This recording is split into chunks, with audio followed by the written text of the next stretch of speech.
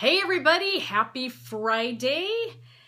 Oh my gosh, we made it through another week, yay!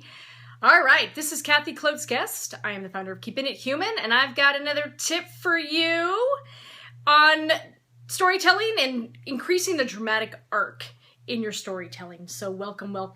I'm a little late, so if you find me at this time, there you go. All right. Just a reminder too, my book, Stop Boring Me, is coming out this summer. So if you want more information on that, you can go to www.keepingithuman.com and find out more about that. Welcome everybody, welcome. All right, so I want to get into it. I want to give a tip about how to increase dramatic tension in your story arcs when you are telling a story. And this is for personal storytelling and business storytelling. Now the impetus of why I want to talk about this tip is because business storytelling. I do a lot of business storytelling, we all do, and I help customers and organizations with their business storytelling. And a lot of business storytelling is really bad. We think we can skip the dramatic tension. No, human beings want dramatic tension. It's what pulls us into the story. And here's a way to increase dramatic tensions. Oftentimes we tell a simple story, but we make the drama so simple that there's really no tension. Somebody needs something, they call up a company, and oh my gosh, somebody sells software. All right, here's some money, thank you. There's no tension in that story. So here's a tool that I use, and you can use it too. When you have a character at an arc, the way that you increase tension is you give that character in your story two equally uncertain choices, or you give that character two equally bad choices. A lot of times in business, we have a story and the choices in front of the character in the business story is a really good choice and a really bad choice. But that doesn't do anything for dramatic tension because it's pretty obvious which one you take, right? I mean, most reasonable people will take the good choice. So that doesn't do anything to ratchet up the tension. So the way that you torque, and wrench that tension up, two equally uncertain choices, two equally bad choices. Then it's unclear and it pulls us in because we're like, oh my gosh, what's that character gonna do? How are they gonna solve that problem? And I'll give you an example.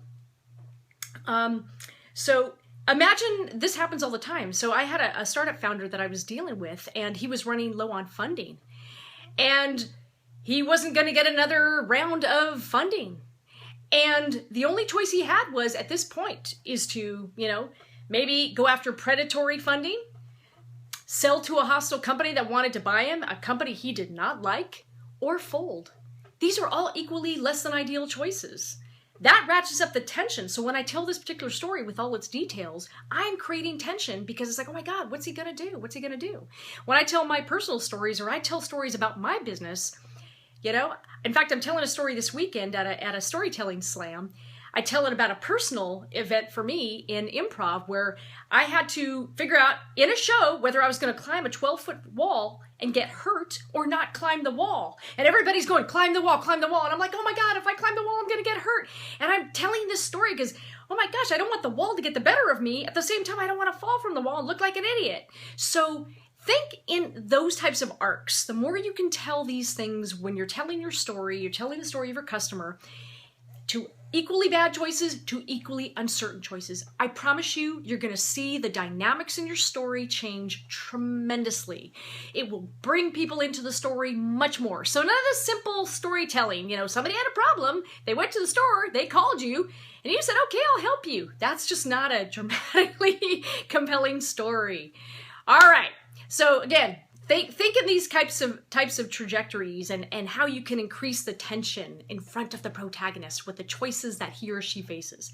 That's how you're going to build more tension and have more interesting stories in your storytelling. All right, everybody, that's it for today. Have a wonderful, wonderful weekend. I got to run to my next call. Happy Friday. If you want more information, you can follow me. You can subscribe to my newsletter at keepingithuman.com. I do these tips on Tuesdays and Fridays. And we'll see you later. Have a wonderful weekend. Take care, everybody. Bye.